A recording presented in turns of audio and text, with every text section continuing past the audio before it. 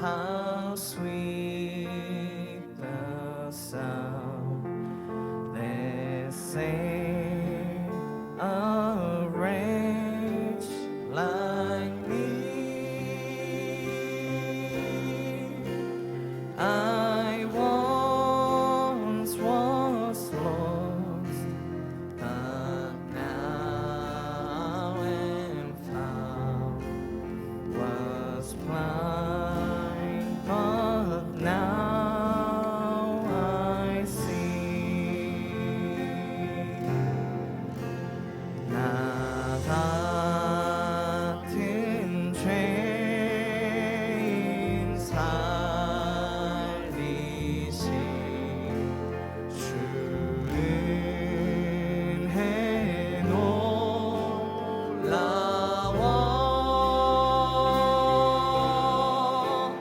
잃었던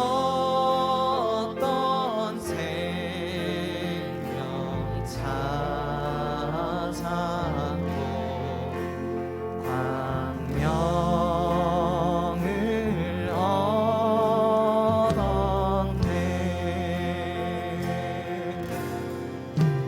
큰 죄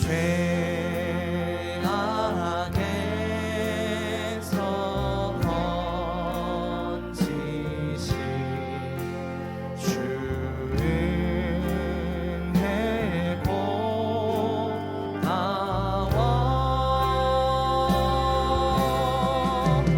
나 처음 믿은 그 시간 귀하고 귀하다.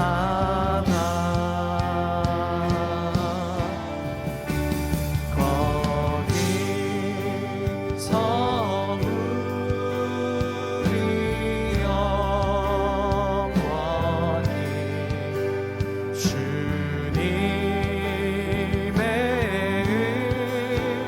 은혜로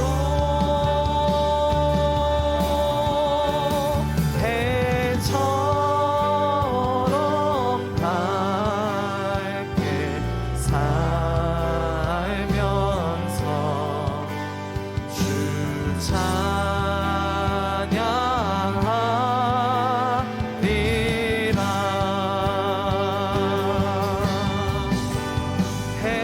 해처럼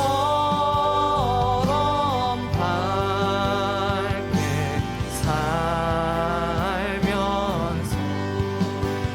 주 찬양하리라.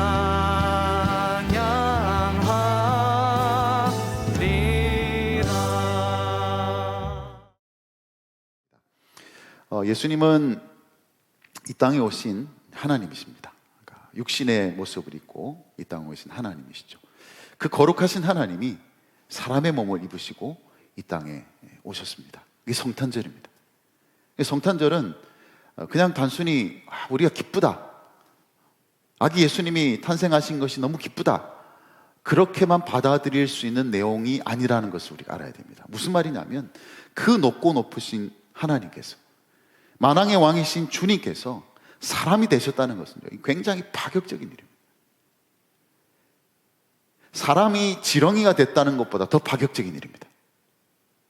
우리는 성탄절을 맞이하면서 기쁨을 가지고 성탄절을 맞이하지만 그 기쁨 속에는 이런 파격이 담겨 있습니다.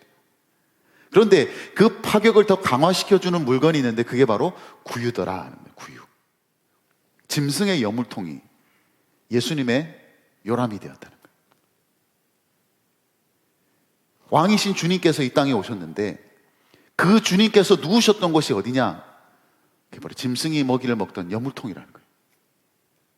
당연히 만왕의 왕이시라면 화려한 왕궁에서, 그런 멋진 곳에서 태어나셔야 되지 않겠습니까? 황금으로 된 침대에서 그렇게 누워 계셔야 할 예수님께서 지금 짐승의 여물통 속에 누워 계신다는 거예요.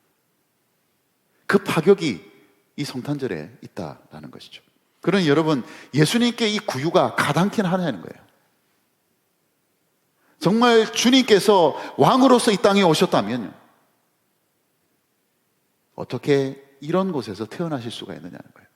이 구유는요, 전혀 왕이신 예수님께 어울리지 않는 장소였다는 거예요. 맞지가 않습니다. 그런데 여러분, 바로 그 구유에서 우리가 예수님, 그 위대하신 예수님을 모시고 사는 우리 자신의 모습을 보게 된다면, 다시 말하면 그 구유가 우리를 보여준다면, 우리는 어떤 모습으로 이 땅에서 살아가게 될까요? 바울이 고린도 교회에 보낸 편지에서 표현하고 있듯이 보배를 담은 질그릇처럼 우리는 구유에서 그런 우리 자신을 보게 된다는 겁니다.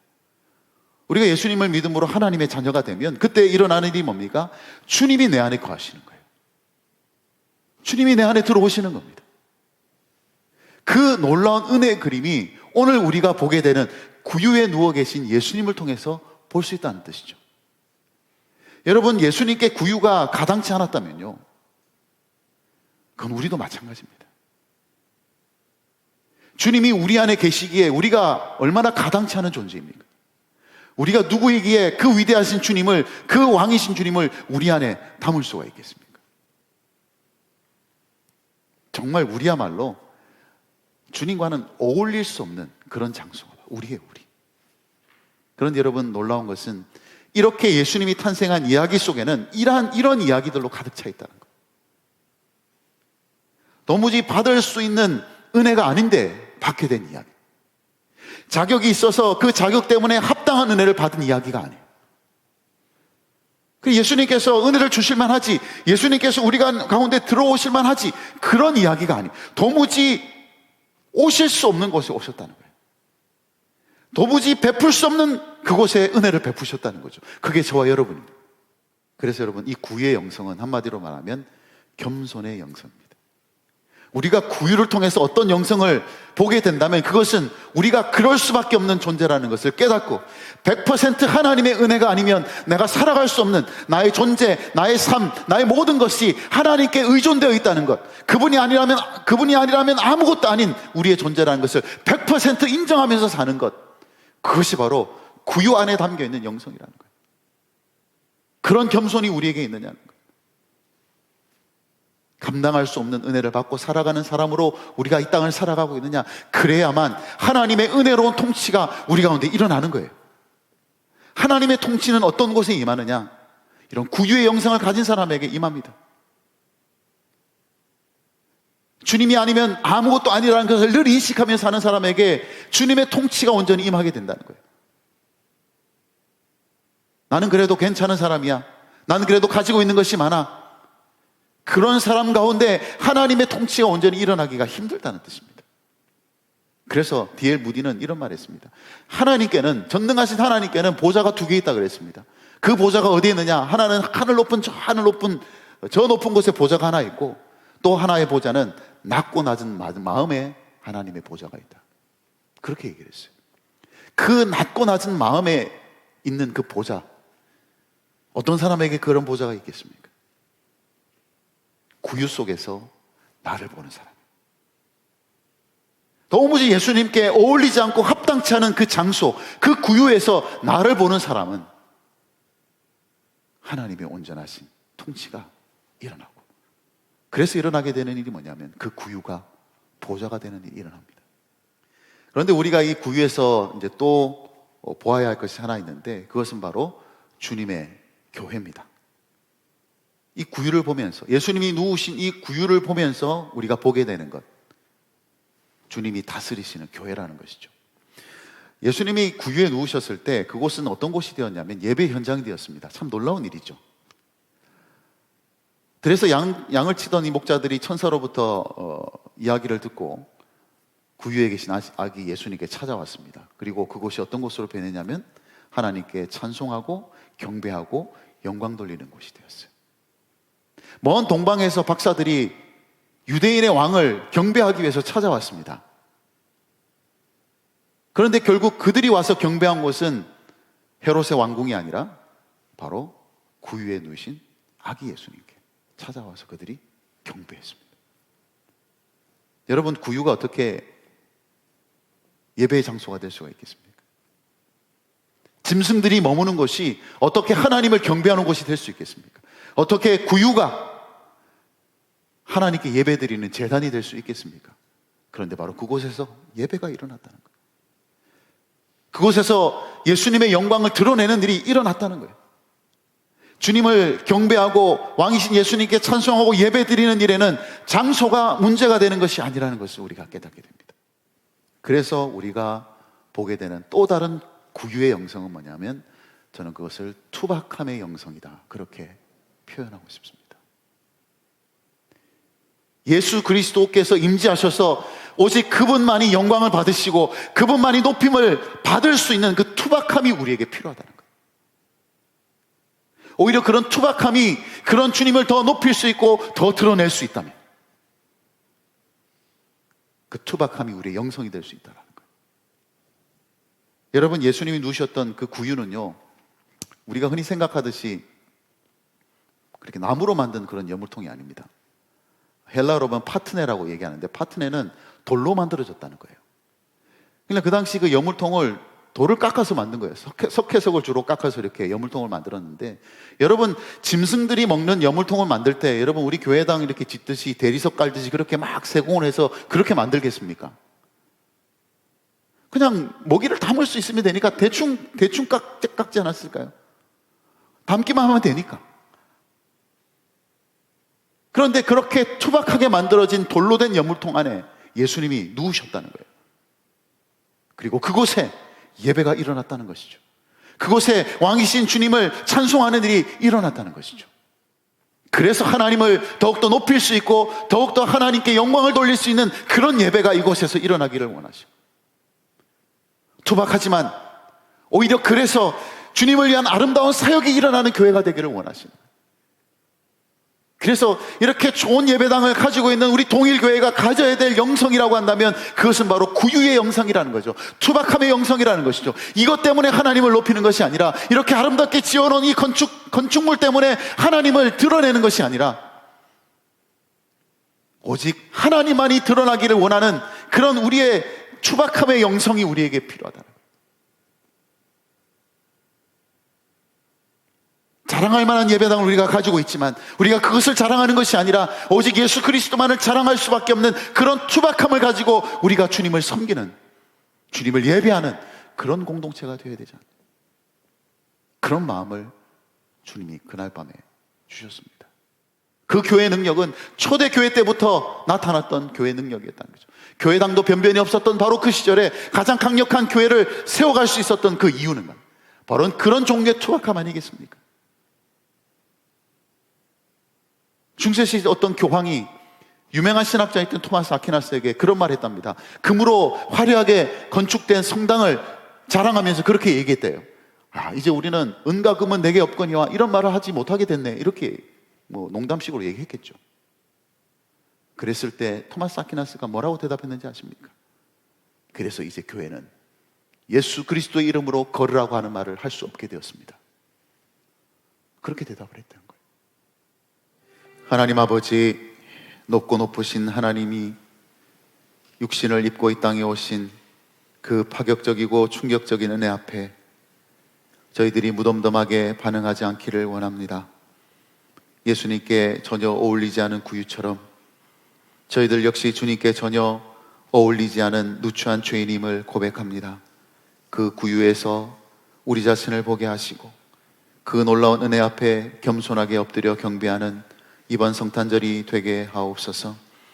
이렇게 좋은 예배당에서 저희들이 기대하던 것들이 많이 있었습니다. 그러나 아무리 멋진 예배당이라도, 아무리 세련된 사역이라도 오직 예수님만이 드러나는 투박함을 잃지 않게 하여 주옵소서. 그 겸손의 영성, 그 투박함의 영성, 그 구유의 영성이 이번 성탄절에 회복될 수 있게 하여 주시옵소서. 예수님의 이름으로 기도드리옵나이다. 아멘. 어떤 분이 올해 크리스마스는 메리 크리스마스가 아니라 새드 크리스마스다, 그렇게 표현했습니다. 코로나가 그렇게 만들었다고 볼 수가 있는데, 그러나 곰곰이 생각해 보면 성탄절은 언제나 도전을 받아왔습니다. 산타클로스 할아버지와 루돌프 사슴이 예수님을 가리기도 하고, 백화점에서 하는 크리스마스 세일이 예수님을 가리기도 하고, 또 연인들이 데이트하는 날로 예수님을 가리기도 했죠. 포스트 모던의 영향 때문인지는 몰라도 미국에서는 메리 크리스마스라고 인사하지 못하고 해피 할러데이라고 인사하는 그런 희한한 일도 일어났습니다. 그러나 예수님을 드러내는 것은 우리들의 몫이라고 할 수 있습니다. 세상이 또 코로나가 성탄절을 이상하게 만들어도 우리가 예수님을 주목하고 예수님이 이 땅에 오신 의미대로 살아갈 수 있도록 하는 것이 중요합니다. 코로나가 성탄절에 많은 것을 빼앗아가는 것처럼 보이지만 이 땅에 오신 예수님은 여전히 우리와 함께 하십니다. 이런 성탄절일수록 우리는 더욱 예수님께 집중할 수 있어야 하겠습니다. 그 기쁨을 빼앗기지 말고 아기 예수님께 합당한 찬송을 드릴 수 있는 여러분들이 되시기를 바랍니다. 구유는 짐승의 여물통입니다. 예수님을 담기에는 전혀 합당하지 않죠. 우리는 그 구유를 볼 때마다 예수님께 합당하지 않은 우리 자신의 모습을 볼 수 있어야 합니다. 우리의 겸손은 다른 사람과의 비교에서 나오는 것이 아닙니다. 어쩌면 예수님과 비교해서 나오는 것이 겸손이라고 할 수 있습니다. 과연 예수님과의 비교가 가능할까요? 그래서 나오는 삶의 태도가 겸손입니다. 세상에서 가장 잘난 사람도 겸손할 수밖에 없는 이유이기도 합니다. 우리는 구유에 누우신 예수님을 보고도 겸손할 수밖에 없는 이유를 찾을 수 있지만 바로 그 구유를 보고도 겸손할 수밖에 없는 이유를 찾게 됩니다. 사실 교회가 처한 환경이 힘들고 척박할수록 교회가 더욱 강했던 것을 역사를 통해 볼 수 있습니다. 초대교회가 그랬습니다. 변변한 교회당도 없었고 외부적인 핍박도 심했습니다. 그럼에도 그 어떤 시대보다 강력한 복음의 역사가 일어났습니다. 반면 기독교가 국교로 공인된 이후로 교회는 가장 약한 교회가 되어갔습니다. 중국의 예를 든다면 문화혁명으로 선교사들이 다 추방되고 교회가 폐쇄되고 성경이 불타 없어졌던 바로 그 시기에 중국에 가장 강력한 교회가 존재했었습니다. 반대로 지금 최고의 성당들이 즐비한 유럽의 복음의 영향력이 얼마나 쇠퇴해 있는지 우리는 직접 눈으로 볼 수도 있습니다. 이것이 의미하는 것이 무엇이겠습니까? 투박함이 예수님께 초점을 두게 되는 이유가 되고 성령께서 강력하게 임하시는 이유가 되었다는 것입니다. 그래서 우리 동일교회는 세련됨 속에 투박함의 영성을 잃어버려서는 안 됩니다. 이렇게 좋은 예배당이란 환경 속에서 우리는 좋은 프로그램과 세련된 그런 사역을 할 수 있겠지만 그 중심에 투박함의 영성이 있어야 하고 날마다 그 투박함의 영성을 새롭게 하는 일이 우리에게 필요합니다.